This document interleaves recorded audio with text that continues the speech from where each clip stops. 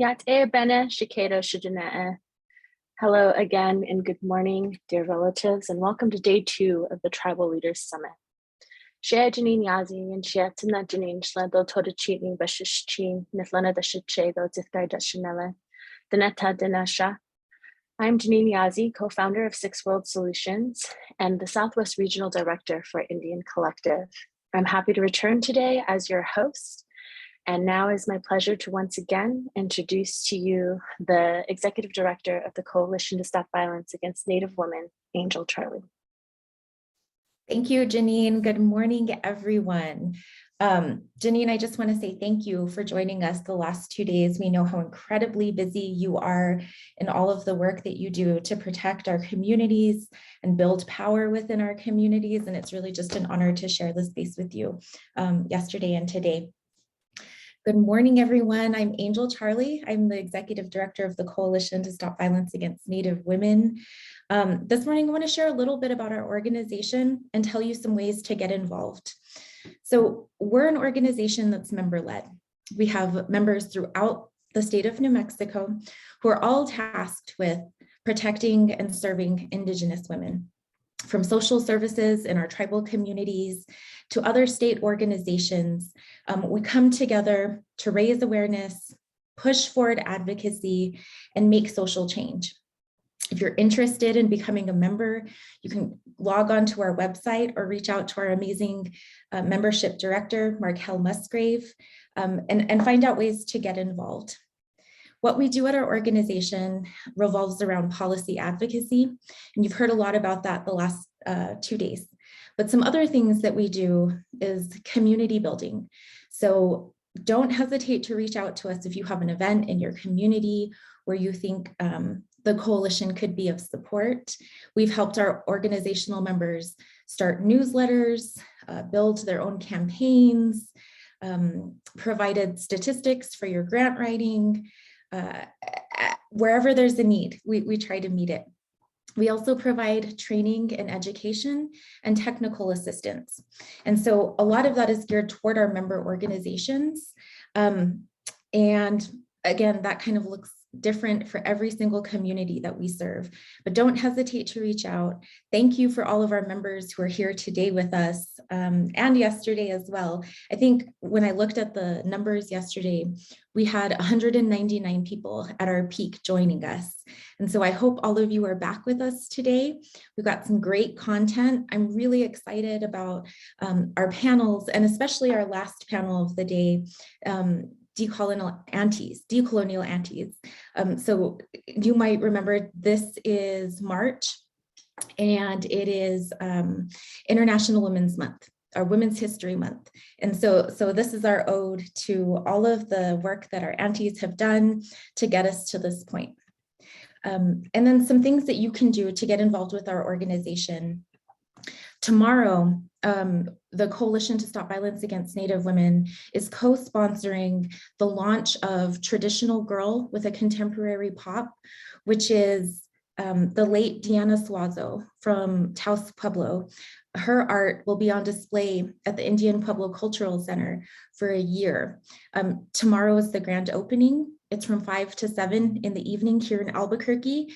If you're able, we encourage you to come out and join us as we honor Deanna, who was taken too soon from our communities.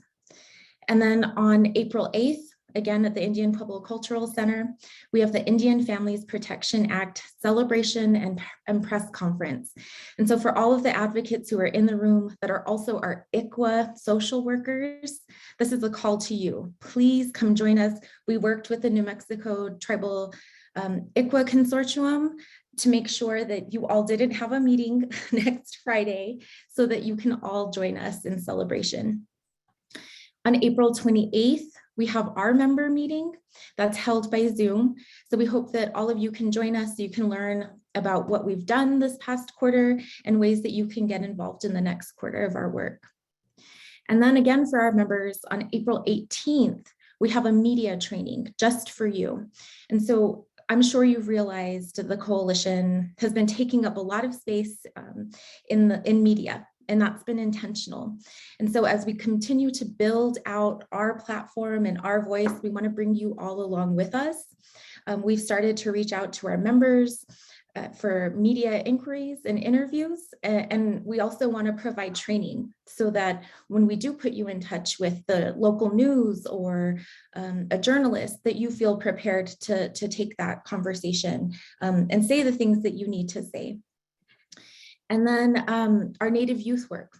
Right now, we are wrapping up our second cohort of our Native Youth Summit, and we have another one in June and August. So those will be open to Native youth throughout our region who will come together in 2 cohorts. So June will have 10 youth and August will have 10 youth. Application and information for that will be on our website. And then we also are recruiting for our Native Youth Council. If you have any questions about that, you can reach out to our amazing youth coordinator, Jovita Belgard, and all of that information is on our website. And then a couple of awareness days we want you to be aware of. Tomorrow is Consent Day. We'll be sharing lots of information as we kick off Sexual Assault Awareness Month. And then later this year, in May 25th through the 27th, we'll have our 40-hour advocacy training. And so we're one of the organizations in New Mexico that certify new and recertify recurring victim advocates. So these are the people who we've been celebrating the last 2 days. And then a couple of trainings and events that we'll be supporting in the month of April. We have a batterer intervention program training. So it is called the Decolonized and Restorative Approaches for Persons Causing Harm. Registration is still open for that, and it's going to happen on Zoom April 20th. And then registration for this isn't open. We will open it soon, but in preparation for May 5th, which is Murdered and Missing Indigenous Persons Awareness Days, we will hold an event entitled No More Stolen Relatives, Examining the Intersections of Gender-Based Violence and MMIWR. So we hope that you'll join us. If you want any of this information, you can go to our website and also sign up for our newsletter or follow us on social media. And then finally, on May 1st, we'll be joining the family of Ashlyn Mike for an awareness run in Fruitland, New Mexico. So reach out if you have any questions. We'll put our information in the chat. You can also visit our exhibit room where we have a series of tribal leader briefs about our issue areas. And so just a bunch of resources in there. Reach out, don't hesitate to get a hold of us. And with that, Janine, I'll hand it back over to you. Thank you all for being here. Thank you so much, Angel. And it's just always amazing to hear about all the great work that the coalition is doing. Thank you for sharing all those important ways that people can get involved, and I hope they take up the offer. Now we have a special welcome from Congresswoman Teresa Ledger Fernandez, representing New Mexico's 3rd District and serving as chair of the Subcommittee for Indigenous Peoples of the United States.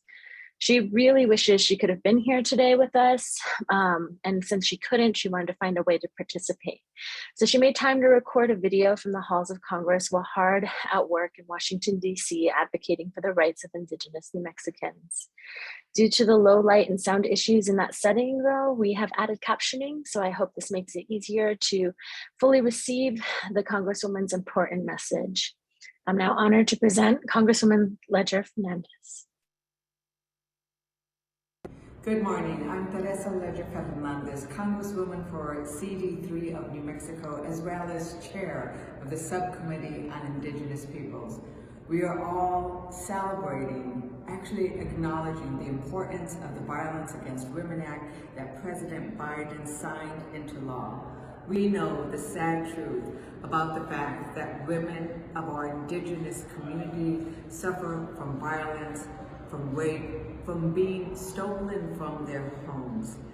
This bill addresses those issues. This bill was hard fought, and we are very pleased that finally it has been reauthorized, and it has been reauthorized with the provisions that we need to protect our Indigenous women. It strengthens tribal abilities to prosecute and make sure that they have jurisdiction over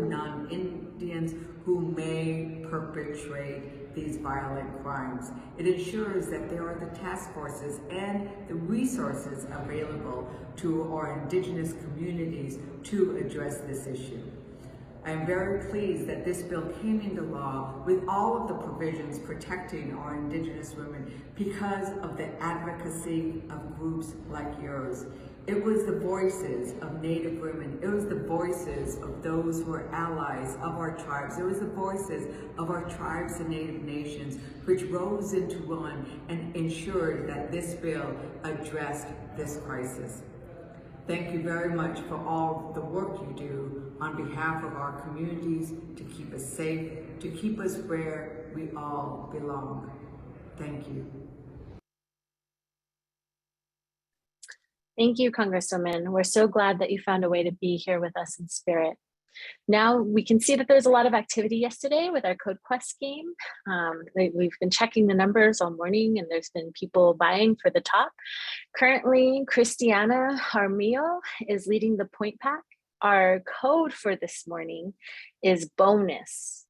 Once again, our code for this morning is bonus. There's still time to search for and earn points to claim one of our prizes. Our first presentation this morning will give us an update on the New Mexico legislation, including IFPA, SB 12, and SB 13.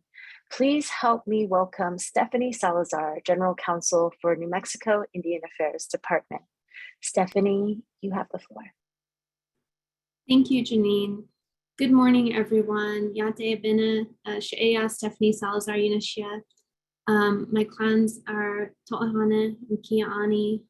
My dad's Hispanic from Navajo Nation, and I come to you today from my home in Albuquerque. And so I just want to thank everyone for your time and attention this morning. I'm really honored to be here.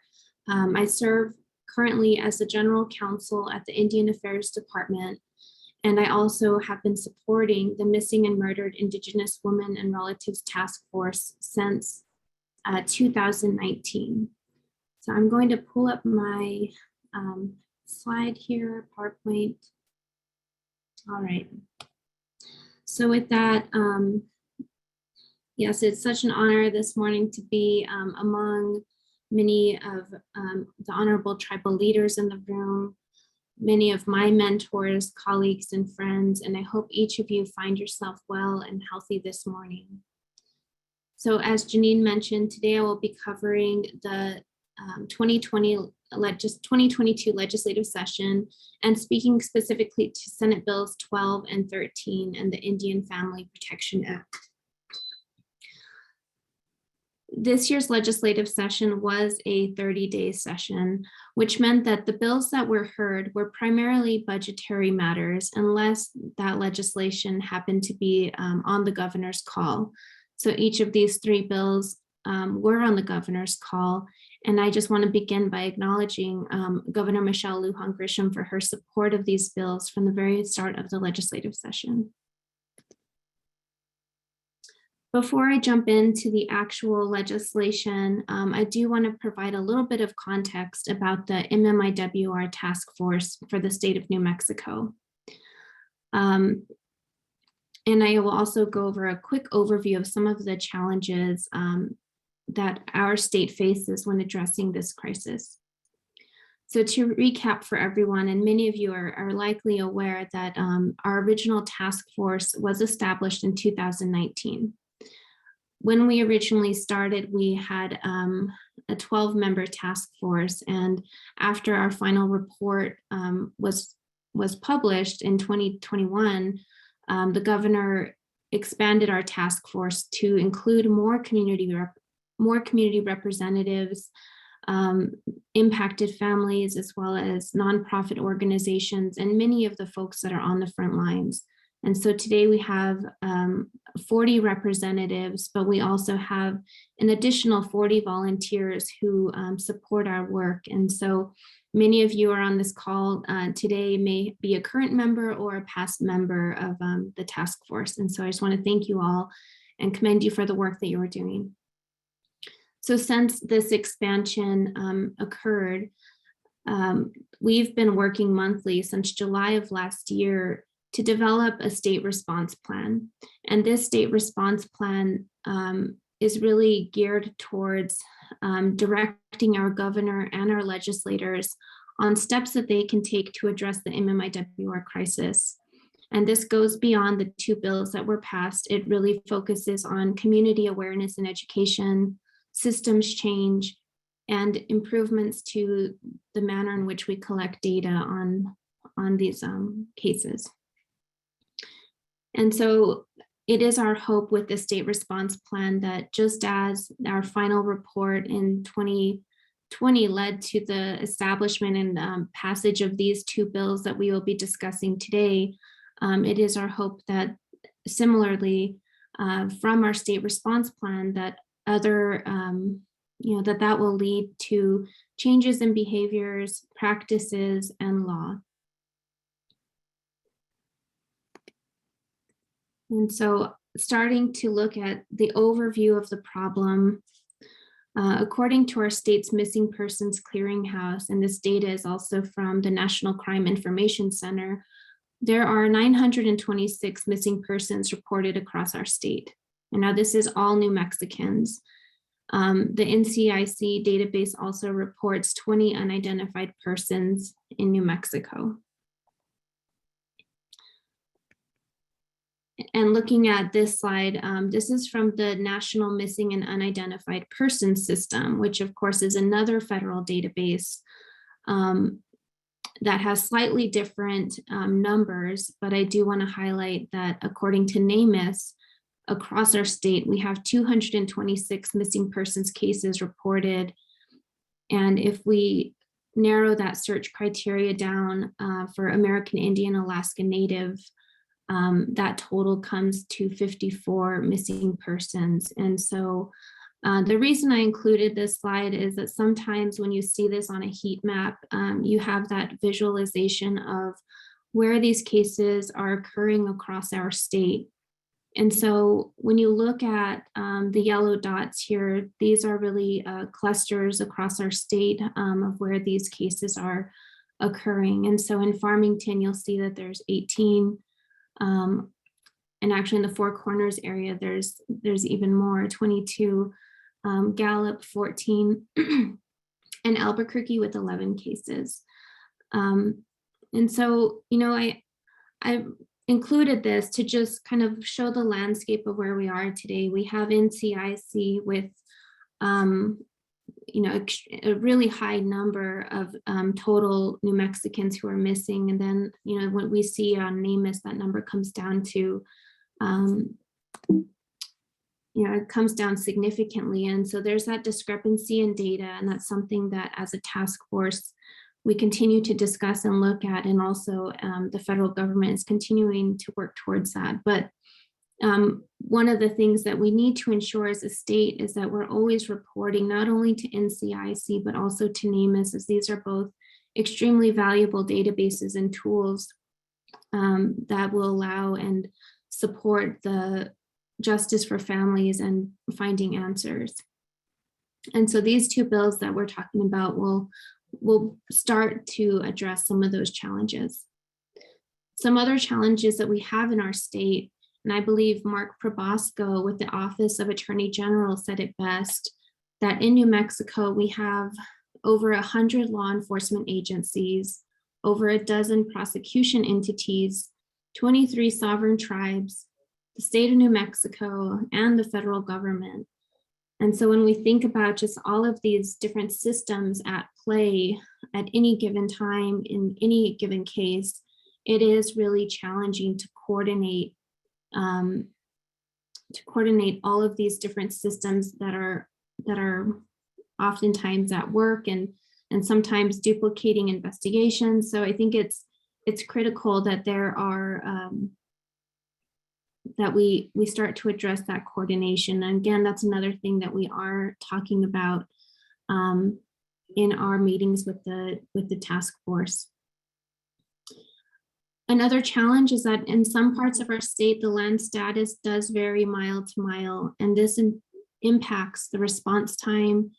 It impacts the investigation as well as the prosecution.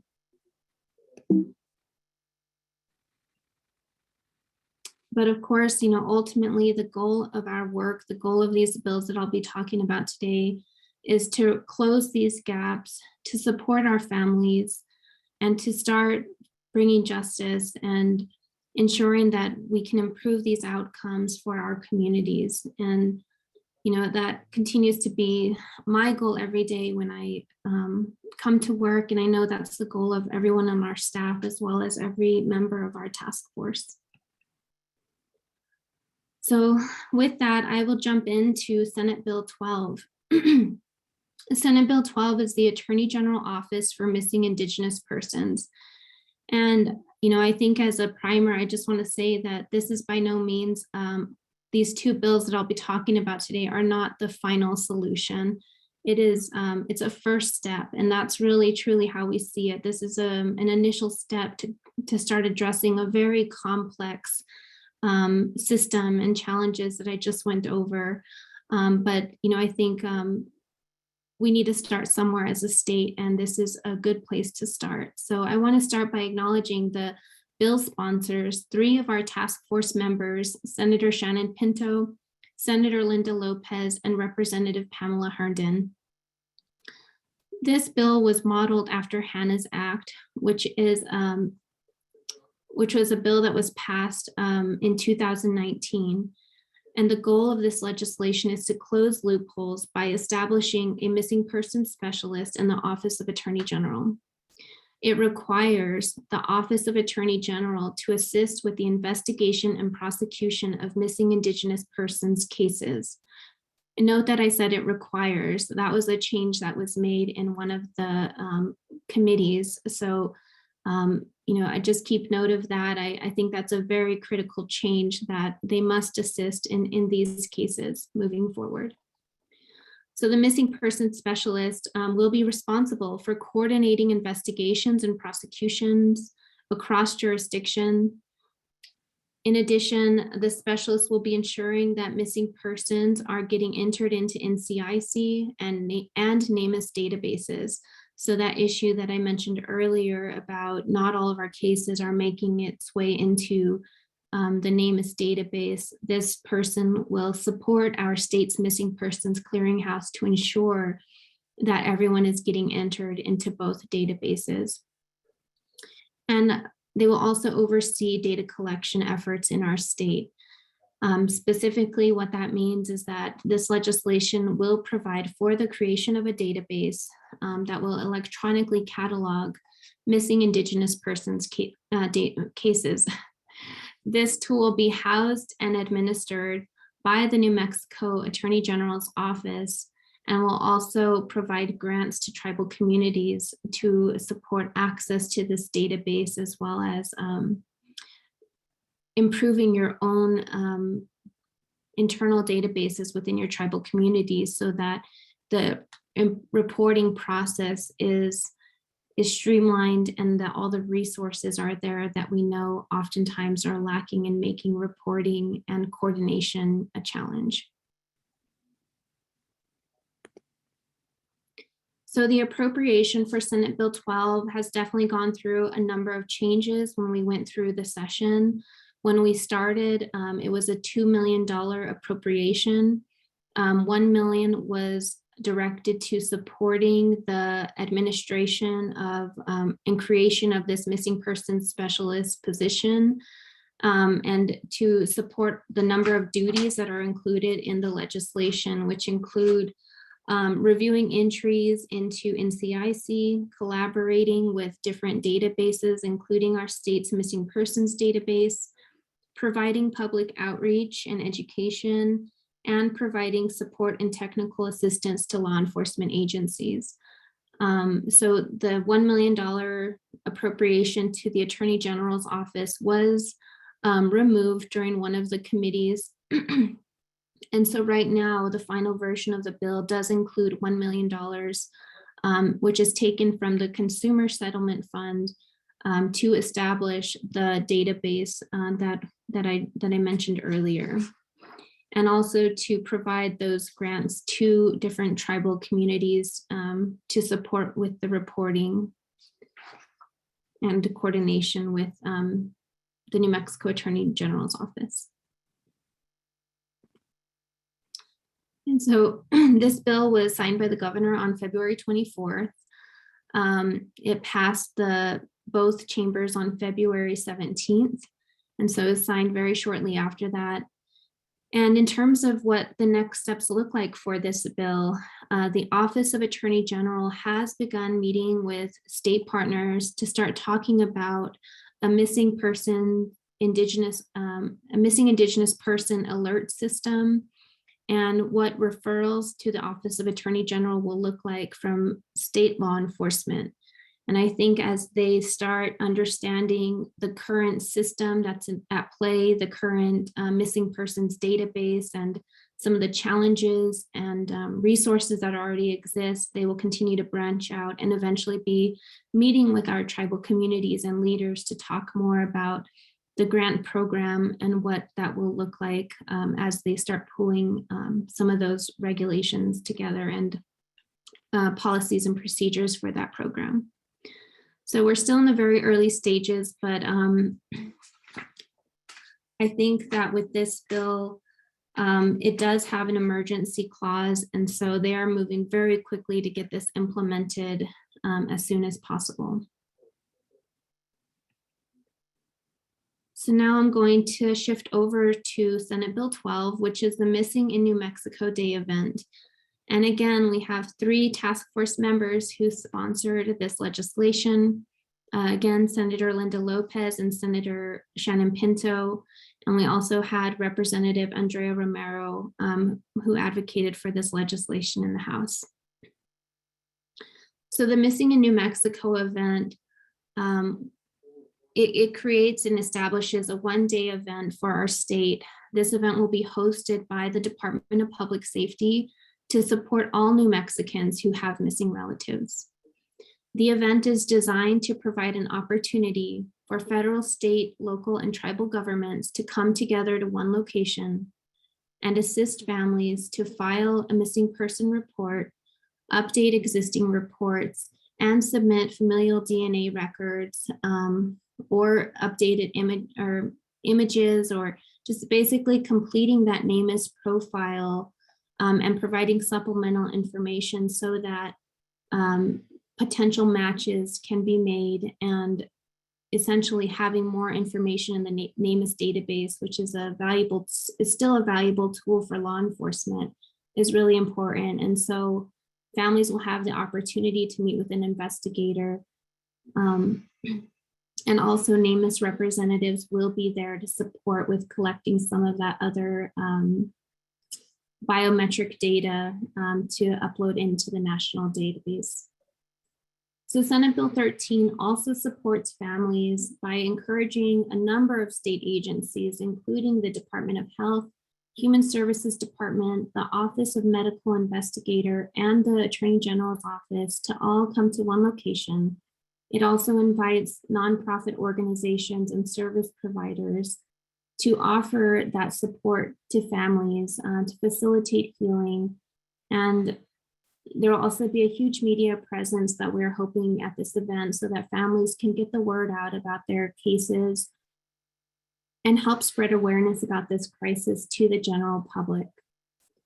As I mentioned earlier, a number of public safety officials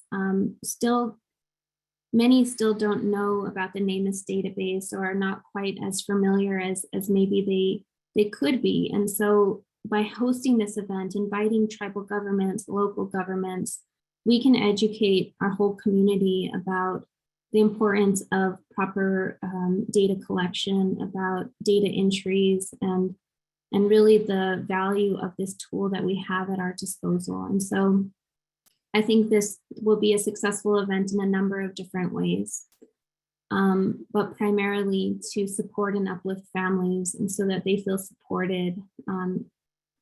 I think in a journey that definitely feels very isolating for them. So I should also say that this event will be coordinated in partnership with the National Missing and Unidentified Persons System. And the exciting thing about this event is that a similar event in Arizona has led and brought answers to 39 families in the 5 years that it's been hosted. And so I want to credit Mesky Yatsidi, who is a member of our task force and also a member of the Missing and Murdered Dene Relatives and the founder of the Navajo Missing Persons Updates for bringing this important event to the attention and awareness of our task force. Mesky brought in representatives from Arizona to talk to us about this day that's held in Arizona, to talk about the challenges, and that's really what led to the establishment of the legislation that was passed. And so thank you, Mesky, for your continued advocacy for our communities. And so I kind of covered this already. I'm just going to move on. Sorry about that. The other thing I want to talk about with this is the appropriation. And so we decided early on, after reviewing the budget of the Department of Public Safety, that additional funding was not required to support this first event. DPS has allocated a position to serve as a coordinator for this event, as well as to begin education and outreach to our communities well in advance of this event. And again, this bill does have an emergency clause, and so we will be hopefully having this first event. We will be having this event in the fall. We haven't determined the date and time yet because NamUs does this event with other states, but New Mexico is unique in that we're the first state to actually codify it in law. And so that was intentional on our part.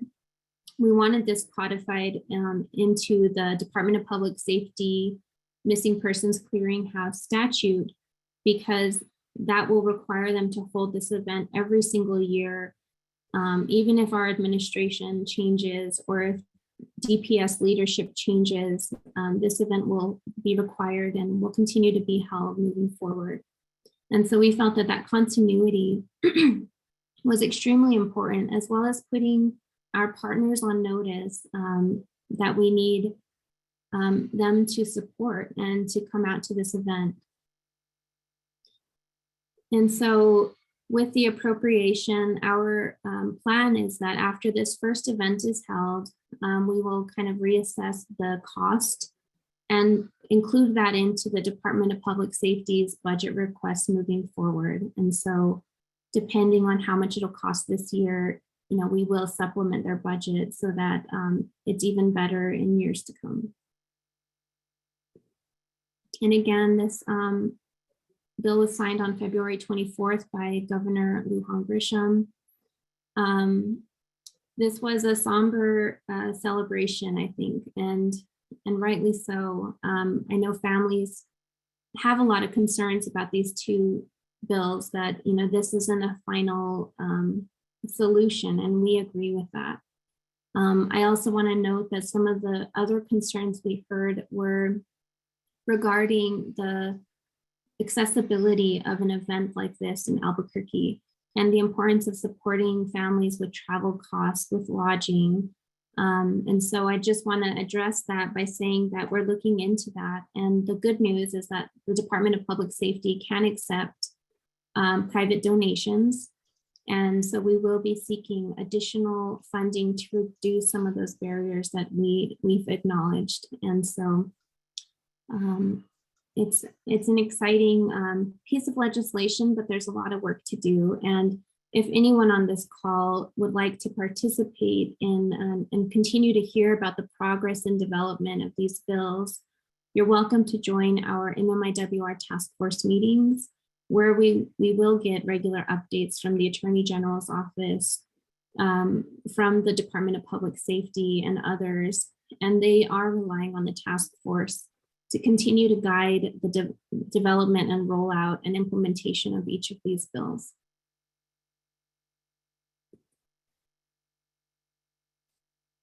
So now I'm going to pivot a little bit. So that was the two bills pertaining to the MMIWR movement in our state. And now I want to talk about the Indian Family Protection Act. This was an enormous win for our state, and I know many of you on this call are much more well-versed in this law than I am, but I will do my best. But I do want to begin by acknowledging that this bill was the result of many years of work by many of you here. Governor Gilby Hill, Jacqueline Yelch, members of the New Mexico Indian Child Welfare Consortium, tribal advocates, IFPA representatives, and organizations like Bold Futures and the Coalition to Stop Violence Against Native Women. This is a very lengthy bill, very, I know that it took a lot of work, and I also sat in some of the meetings that were 3 or 4 hours long. So I just know that just from my brief participation, how much care and consideration and collaboration went into making this bill, getting this bill to the best version that it could be. And I also want to acknowledge the bill sponsors for their tremendous work and diligent efforts over many years. Representative Georgine Lewis, Senator Daniel Ivy Soto, and Representative Michaela Cadena.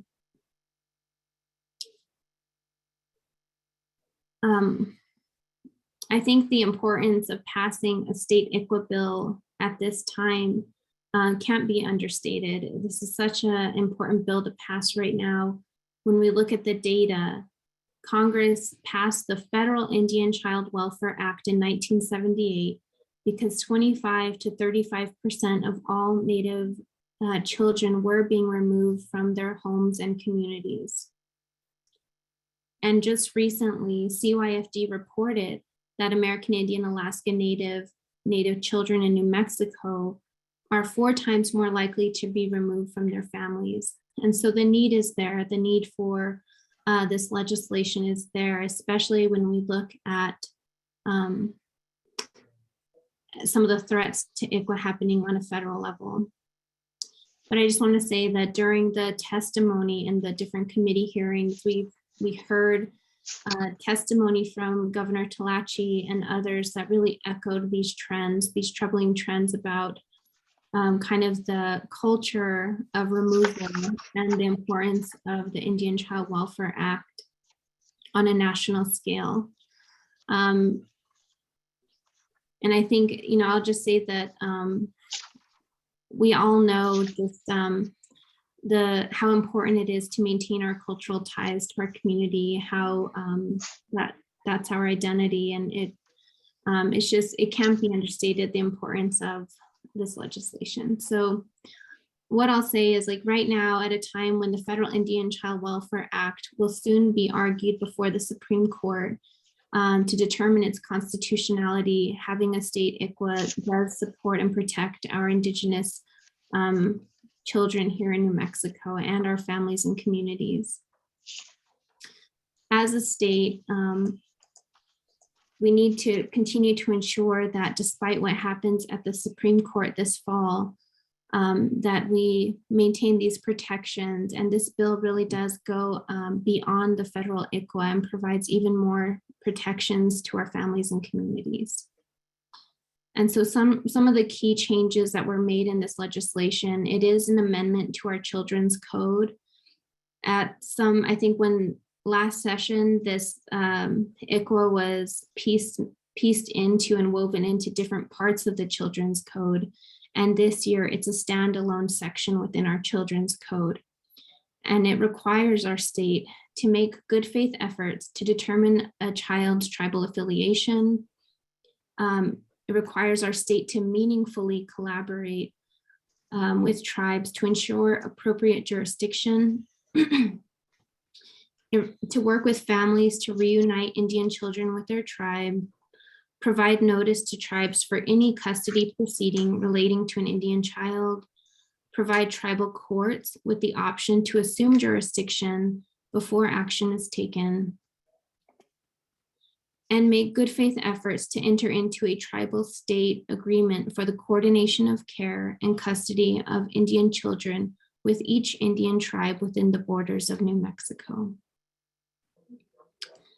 And according to Barbara Vigil, the CYFD secretary, CYFD has received $50,000 for the Office of Tribal Affairs to provide training related to this act. And I just want to highlight some of the provisions of this act will apply to all cases filed on or after July 1st of this year. This includes the tribal state agreements. The provision that requires training for everyone in the juvenile justice system will take effect on July 1st of 2023. And that was, I think, an amendment that was made towards the end of this bill's journey in the session. So in closing, I do just want to reiterate that this was a significant victory for our state. And it wouldn't have been possible without the advocates, without our legislators, everyone who was involved in this process. The impacts of removal on the identity of our people and growing up outside of one's tribal community, not having those cultural ties, those parts of oneself, is harming to our communities and our children. And I just want to thank everyone for your diligent efforts to ensure that tribes receive notice in the earliest stages of a case, and that tribes have the opportunity to intervene in proceedings, and that Indian children are supported with access to support services, resources, and most importantly, traditional teachings of their tribe. So I will close now and thank you all for your time and attention this morning. You are welcome to unmute, and if you have any questions, you're welcome to either unmute or place them in the chat. So thank you all. Here's my contact information. If you have any follow-up questions about any of the bills that I talked about today, or if you are curious and want to be involved in our MMIWR task force, please reach out to me and I'd be happy to get you the information you need. Thank you. Thank you so much for that presentation, Stephanie. As we wait for people to think about their questions that they want to put in the chat, we did receive one from Rochelle Redbone. She's asking, when is the event? And I believe, and Rochelle, you can correct us if I'm wrong, but you're talking about when is the Missing in New Mexico Day actually slated for? Is that correct, Rochelle?